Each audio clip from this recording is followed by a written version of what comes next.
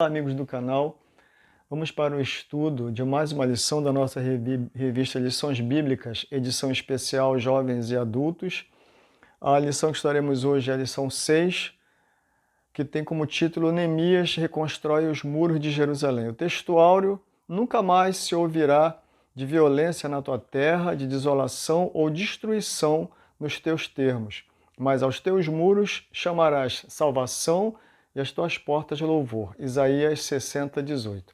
Texto de leitura em classe, vamos ler Neemias 2, de 1 a 5. Sucedeu, pois, no mês de Nisan, no ano 20º do rei Artaxerxes, que estava posto vinho diante dele, e eu tomei o vinho e o dei ao rei. Porém, nunca antes estivera triste diante dele. E o rei me disse: por que está triste o teu rosto? Pois não estás doente. Não é isso tristeza do coração. Então temi muito, em grande maneira, e disse ao rei: viva o rei para sempre. Como não estaria triste o meu rosto, estando a cidade, o lugar dos sepulcros de meus pais, assolada, e tendo sido consumidas as portas a fogo? E o rei me disse: que me pedes agora? Então orei ao Deus dos céus, e disse ao rei: se é do agrado do rei, e se o teu servo é aceito em tua presença, peço-te que me envies ajudar a cidade dos sepulcros de meus pais, para que a edifique.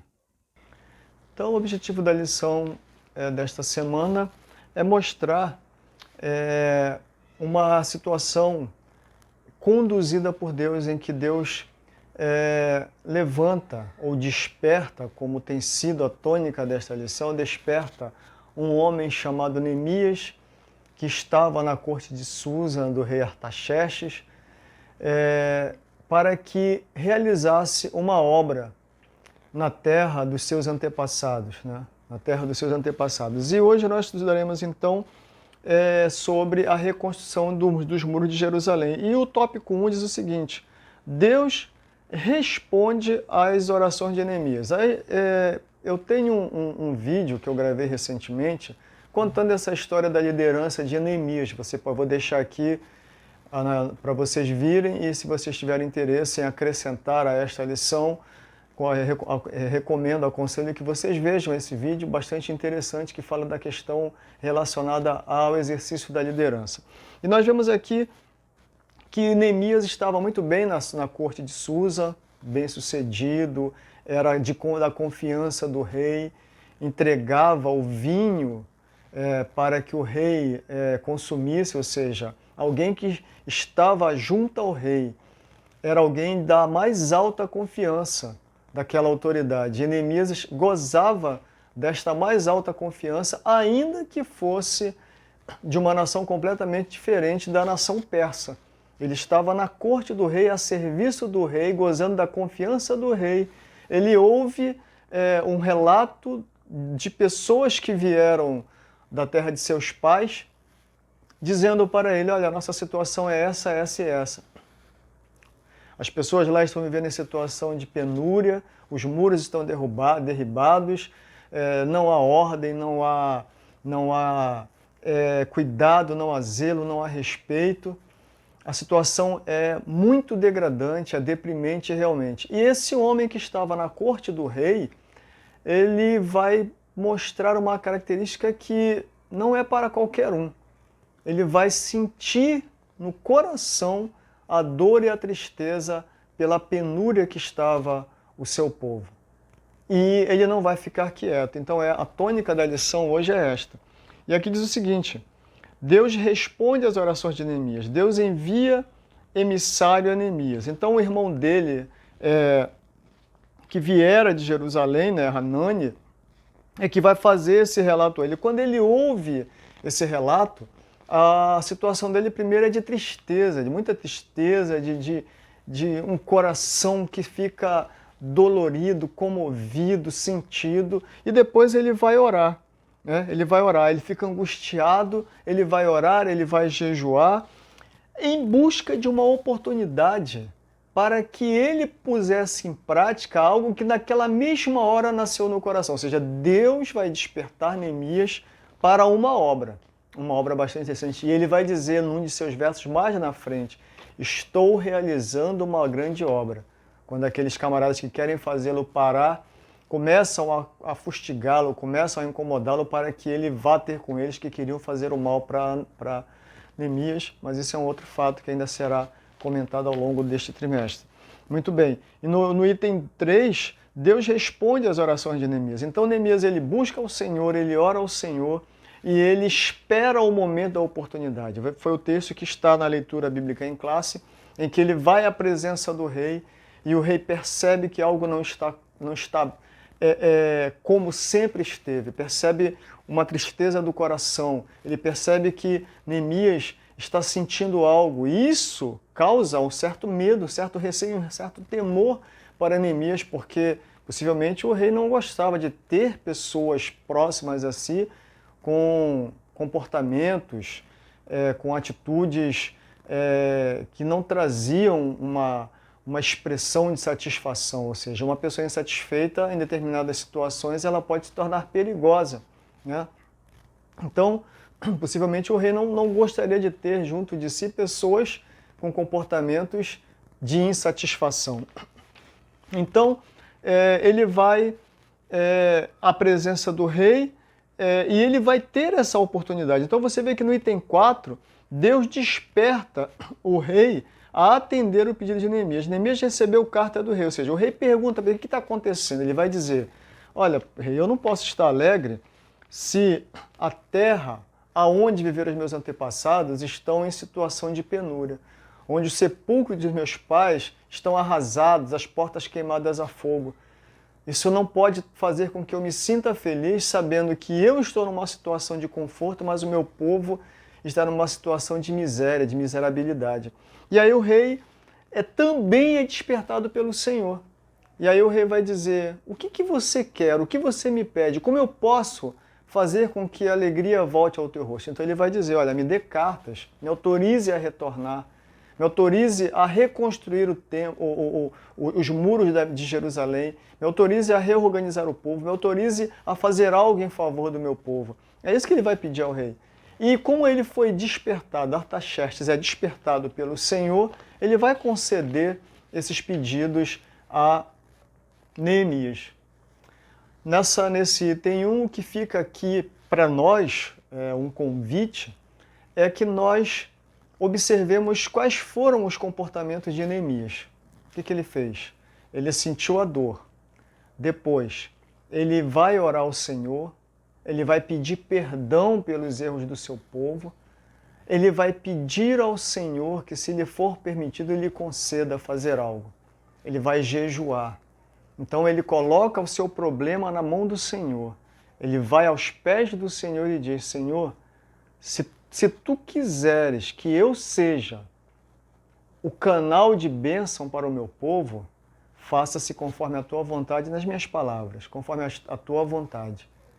Ou seja, se eu tenho um problema, se eu tenho alguma dificuldade, Neemias não ficou falando para A, para B e para C. Ele foi ao que tudo pode. Se você tem um problema, se você tem uma dificuldade, não conte para quem não pode te ajudar. Não fique falando para um e para outro, se lamuriando para um e para outro. Vá diretamente a quem pode te responder, a quem pode te atender. Jesus ele vai dizer: se você tem algum problema, alguma dificuldade, entra no teu quarto, tranca a tua porta e vai àquele que tudo pode, aquele que pode te responder, aquele que sabe qual é a tua dificuldade. Então o convite é: tem problema? Busca o Senhor. Tem necessidade? Busca o Senhor. Está com dificuldade? Busca o Senhor. E a resposta, ela virá. O Senhor sempre levantará alguém para atender aquilo que alguém com coração sincero vai a Ele pedir. Tá? E aí nós passamos para o item 2. Neemias chega a Jerusalém. Neemias faz um levantamento real da situação dos muros. Neemias declara sua intenção. Então, ele volta a Jerusalém, ele chega com cartas, né? O rei lhe deu cartas, lhe deu pessoas da guarda para estar com ele, ou seja, ele chega agora com a condição de um novo governador.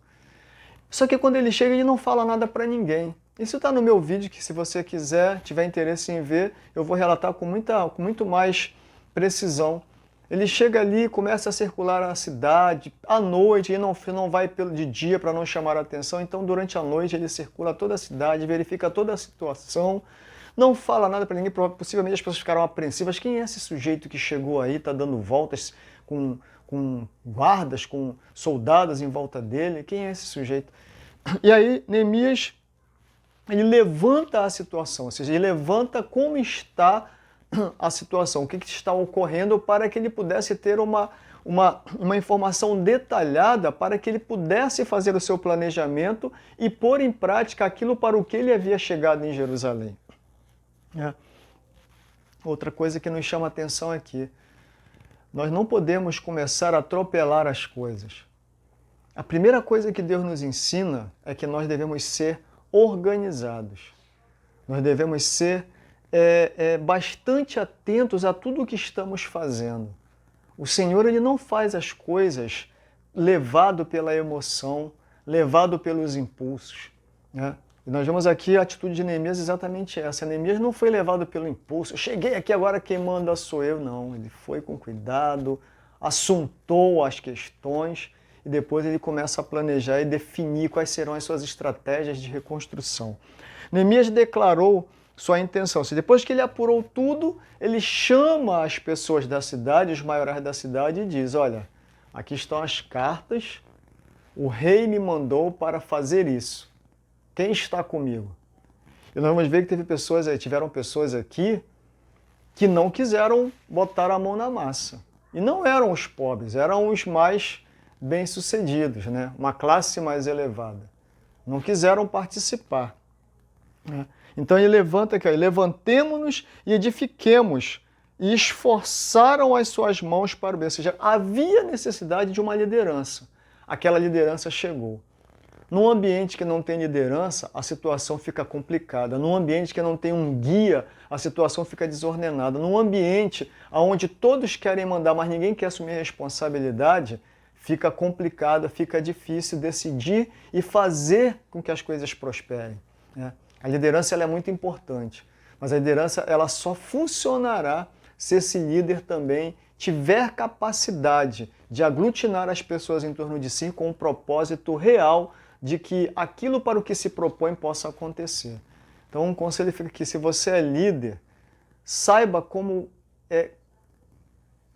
carrear, né, o seu interesse para que haja uma convergência com aqueles que estão com você, né? Se você não sabe liderar, seja humilde e oferte a liderança para quem realmente sabe. Se você sabe liderar, mas você usa do autoritarismo, reflita, faça uma revisão desse seu comportamento autoritário.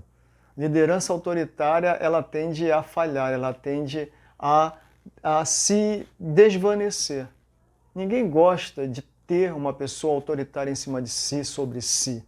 As pessoas, elas respeitam a liderança pelo comportamento respeitoso que o líder tem. Muitas vezes um líder autoritário, ele será até obedecido nas suas ordens, mas certamente as pessoas não terão nenhum prazer em trabalhar com esse líder. Isso na casa do Senhor nos chama atenção. Infelizmente, nós temos lideranças eclesiásticas que têm posturas de verdadeiros senhores feudais, né? Senhores que acham que eles são rei de um determinado pedaço de ambiente. E o próprio Jesus é o exemplo disso. Jesus nunca foi rei no sentido de subjugar as pessoas. Ele foi um rei que se humilhou, né, até a morte de cruz. Nunca impôs nada a ninguém, ele sempre convidou, né? Então fica aqui uma observação com relação ao comportamento da liderança. Muito bem, e aí nós vamos para o item 3, tópico 3. Neemias inicia o levantamento dos muros. O plano de Neemias, a tática de Neemias, a reunião dos judeus. No plano, Neemias vê simultaneamente ao lado haveria pessoas encarregadas de levantar o muro ao longo de toda a sua extensão. Ou seja, qual era o plano de Neemias? ele verificou que haviam várias famílias ali no entorno, haviam várias portas, então ele começa, as pessoas que chegam a ele, diz que iriam trabalhar com ele começa a determinar, a delimitar as áreas de atuação de cada um. Ninguém ia trabalhar na área do outro. Eles iriam trabalhar de frente para onde estavam as suas moradias, vamos dizer assim, né? Você trabalha nessa parte, você trabalha naquela parte, você trabalha na outra parte, ou seja, qual era a estratégia? Cada um trabalha exatamente no lugar onde está o muro que faz frente para a sua propriedade, para as suas terras. Cada um trabalha dessa forma. Então, ele estabelece essa maneira, ou seja, em todas as partes, toda a extensão do muro, né, haveriam pessoas trabalhando no muro, ou seja, a construção ela seria simultânea, o muro todo seria levantado ao mesmo tempo. Muito interessante. Não iria uma equipe trabalhar aqui para levantar essa primeira parede, outra trabalhar para levantar... Não, todos trabalhariam levantando o muro ao mesmo tempo. Que estratégia maravilhosa, né? Muito bem, a tática de Neemias. Engajar todos os judeus na obra da edificação do muro é um exemplo muito importante a ser seguido pelas igrejas em seu trabalho de evangelização. Neemias tinha um plano que aproveitava todos os que quisessem trabalhar. Esse ponto é muito importante.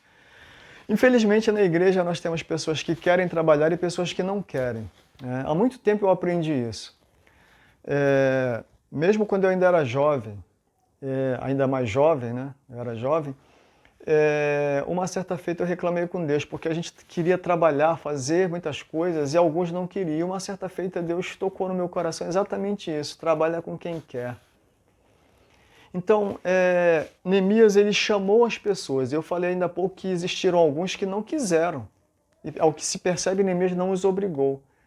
E aí a mensagem que fiquei para nós é exatamente isso. Na sua igreja existem aqueles que querem trabalhar e nunca tiveram oportunidade de trabalhar.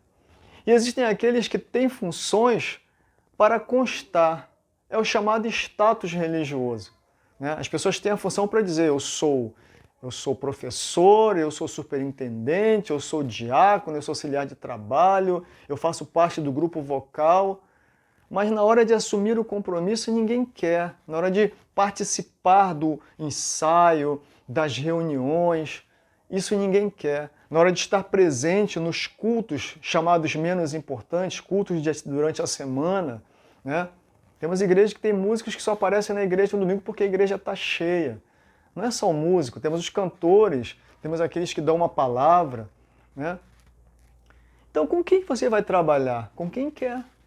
Se a pessoa não quer trabalhar, não impõe a ela. Até porque o serviço na igreja será prejudicado, né? Então, Neemias ele vai fazer exatamente isso, ou seja, ele vai trabalhar com aqueles que querem. Assim também o pastor da igreja deve, na direção do Espírito Santo, orientar os crentes a entregarem-se a Deus para realizarem a obra do Senhor. Trabalhar na obra do Senhor enche o coração dos crentes de grande alegria. Isso é verdade. Se você trabalha na obra do Senhor com prazer, com dedicação, você vai estar sempre com um semblante aformoseado, né? Porque a alegria, né, ela formoseia o rosto. Isso é um fato.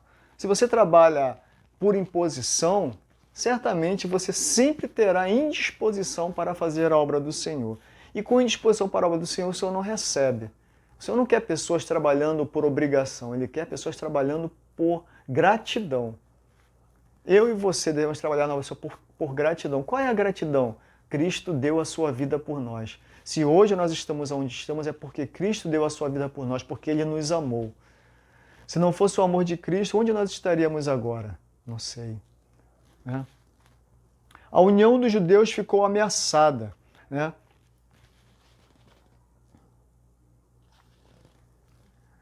Apesar da boa organização, a união necessária para a realização daquela grande obra estava ameaçada. Surgiu um problema entre os judeus, né?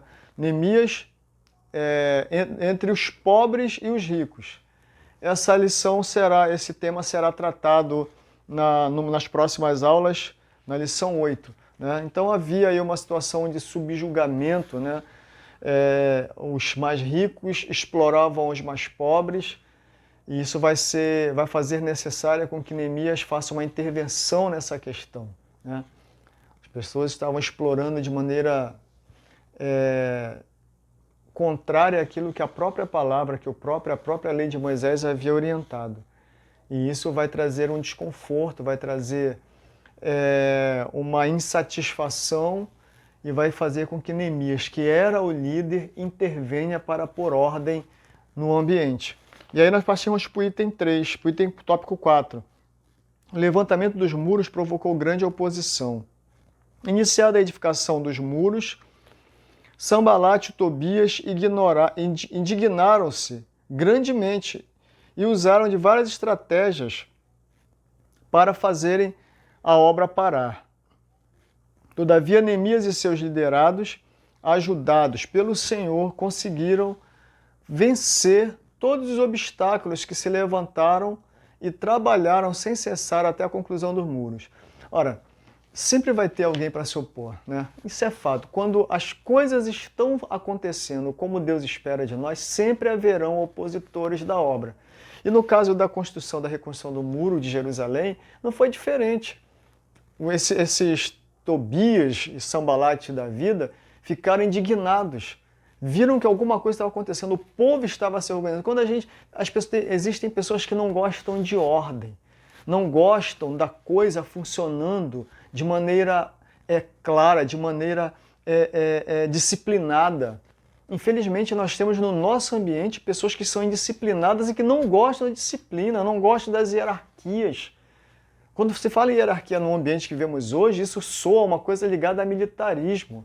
Infelizmente, mas se é uma coisa que é boa para a vida do ser humano, é observar as hierarquias, é respeitar, é saber quem e a posição de cada um.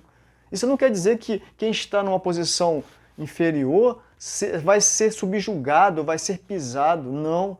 Quando as hierarquias funcionam de maneira digna, ninguém vai sofrer prejuízo por causa dessas hierarquias, né? E aí, esses camaradas que viam, que se aproveitavam da situação tumultuada, ficaram incomodados porque o status quo deles estava agora sendo ameaçado. E na casa de Deus acontece isso. Quando pessoas estão vendo que a ordem começa a chegar, elas começam a se incomodar, começam a formar grupinhos para desestabilizar aquele que quer pôr ordem na casa. Fique claro, no céu não há lugar para baderneiro e bagunceiro. Não há lugar para desordenados. Não há lugar para pessoas que não se submetem à autoridade. Isso é um fato. Você vai ver a história da hierarquia no céu. O Senhor, né, está acima de tudo. Depois vem as ordens angelicais. E lá tudo funciona debaixo de ordem, de hierarquia, de respeito, de disciplina. Se é uma coisa que o crente deve assimilar, é isso. Ah, na minha vida quem manda sou eu vou viver do jeito que eu quiser, só eu e Deus e mais ninguém. Não tem isso, não. Não é assim que funciona na casa do Senhor. Se você conhece a palavra de Deus, você vai saber que no ambiente cristão, no ambiente evangélico, aquele evangélico genuíno, aquele cristão genuíno, aquele que ouve, que lê e que guarda a palavra de Deus, ele sabe que obedecer, respeitar, é uma obrigação do cristão. Infelizmente, para quem se acha incomodado com isso, é assim que tem que ser, né? E aí, esses Sanbalate da vida se incomodaram com essa situação, né? Ficaram bastante incomodados e não quiseram verdadeiramente permitir que essa obra ela continuasse, porque isso certamente lhes tiraria as vantagens que eles vinham oferindo até agora. Isso é um fato. Muito bem. E aí, Neemias não se intimidou, Neemias não cedeu às provocações, Neemias não ouviu os seus chamados, e o fato é que Neemias conclui essa obra em 52 dias, quando ninguém esperava que um povo totalmente em desordem, totalmente prostrado, totalmente desanimado conseguiria, mas uma liderança se levantou e essa liderança foi despertada pelo Senhor, que tinha interesse naquela reconstrução, né? E quando o Senhor ele está no negócio, meu camarada, perdoe a expressão, não há nada, absolutamente nada que possa fazer com que a obra não chegue ao ponto em que Deus quer que ela chegue. Fica aqui esse registro. E aí nós partimos para o item 4, tópico 4. O levantamento dos muros provocou grande oposição, né? Perdão, nós já falamos. Item 5. O muro foi solenemente inaugurado. Para a dedicação dos muros, foram convocados todos os levitas a fim de dedicarem os muros com alegria, com louvores, com canto, com saltério, com alaúdes e com harpas. Nós vemos aqui uma outra situação. Cada um no seu lugar, né? Ou seja, quem era responsável pelo culto em Israel? Eram os levitas. Quem era responsável pela atividade espiritual em Israel? Eram os levitas. E quem é que foi convocado para esta função? Aqueles que estavam delegados por Deus a exercer esta função, os levitas. E o ato de dedicação incluiu 2 procissões ao longo dos muros, as quais pararam diante da casa de Deus, onde houve sacrifício. A alegria de Jerusalém era tão grande que o som da festa podia ser ouvido ao longe, ou seja, você percebe o seguinte, nesse momento em que o povo consegue ver realizado um sonho que estava aparentemente morto no coração deles, eles vão fazer o quê? Eles vão jubilar, eles vão regozijar, eles vão exceder em adoração. Eles vão agradecer a Deus. Agora a nossa identidade está sendo restaurada. Talvez a tua identidade cristã esteja bastante danificada, talvez já não se consiga mais compreender o que está escrito ali. Mas eu quero te dizer que Deus, Ele quer recompor, Ele quer restaurar essa identidade. Ele quer que você assuma novamente aquilo para o que Ele te chamou. Não deixe passar a oportunidade. Permita que Deus reconstrua a sua história. Permita que Deus levante os muros da tua salvação novamente. E aí nós vamos continuando aqui para o item 5. O item 6, diz o seguinte. Os símbolos, os muros trazem ensino simbólico importante. A Bíblia fala da salvação como um muro. O muro da salvação fala da divina proteção que beneficia aqueles que se abrigam dentro dele. O ponto 3 do item 6. O muro da salvação é uma permanente linha divisória entre o reino de Deus e o reino deste mundo. Ou seja, nesse item aqui, o importante é nós observarmos o seguinte, na minha concepção, o que significam esses muros da salvação?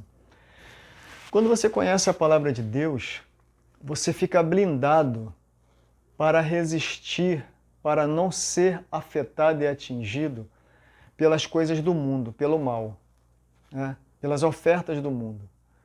Quando você aceita Jesus como teu Salvador, você entrega a tua vida a Cristo, uma das coisas que você precisa fazer é buscar ler a palavra de Deus, conhecer a sua palavra, prosseguir em conhecer ao Senhor. Quando você conhece a palavra de Deus, o muro de proteção espiritual te cerca, porque você começa a fazer conforme Deus quer. Deus, ele se agrada daqueles que buscam, está lá em Apocalipse, capítulo 1, verso 3. Felizes aqueles que leem e ouvem as palavras desta profecia. Né? Então, quando você lê, você ouve, você se dedica a esquadrinhar a palavra de Deus, você fica cercado do conhecimento de Deus. O conhecimento por si só, seja ele evangélico, seja ele secular, por si só já é uma barreira contra tudo aquilo que vem para nos fazer a querer acreditar em algo que a gente sabe que não é correto, né? Então, a pessoa que sabe mais, ela tem capacidade de discernir as coisas com clareza. Quem sabe a palavra de Deus, quem conhece a palavra de Deus, discerne bem as coisas espirituais. Quem ora ao Senhor, quem se dedica a buscar ao Senhor, quem faz a sua vontade, a partir do conhecimento da sua palavra, nunca cederá a esses modismos religiosos que nós estamos encontrando no ambiente evangélico, por exemplo. Aquele que se entrega ao Senhor, que deixa que a sua salvação seja guiada através da palavra, ele com certeza, olhará para o Senhor e sempre será grato, porque ele está debaixo da sombra do Altíssimo, né? Como nós vemos lá no Salmo 91, aquele que habita no esconderijo do Altíssimo. A sombra do Onipotente descansará, ou seja, você descansa porque você está cercado pelo Senhor, pelo conhecimento do Senhor. E nada poderá destruir a tua fé, nada poderá te abalar. Os muros de proteção que nos cercam serão poderosos contra qualquer investida do maligno.